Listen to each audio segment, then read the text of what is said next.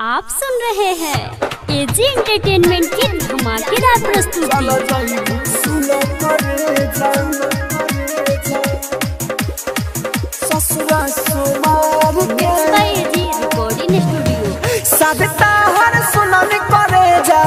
रोई पुका फार के सदतार सुनन करे जा रोई पुका फार के चल जइबू सुन करे जा ससुरा सुमार के चल जइबू सुन करे जा ससुरा सुमार के चल जइबू सुन करे जा।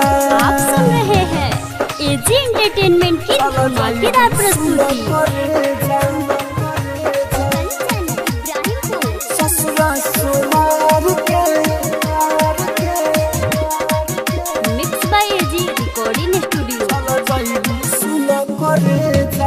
जाके तू भूल जाइबू सब हमार प्यार के ले ले जइह दिलवा हमार अचारा में काढ़ के अखिया में आंसू देके अपना यार के अखिया में आंसू देके अपना यार के चल जाइबू सुन करे जा तू जइबू सुन करे जा ससुरा सुमार के तू जइबू सुन करे जा। आप सुन रहे हैं एजी एंटरटेनमेंट की धमाकेदार प्रस्तुति।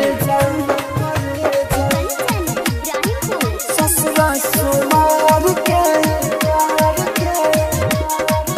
Mix by AG recording studio.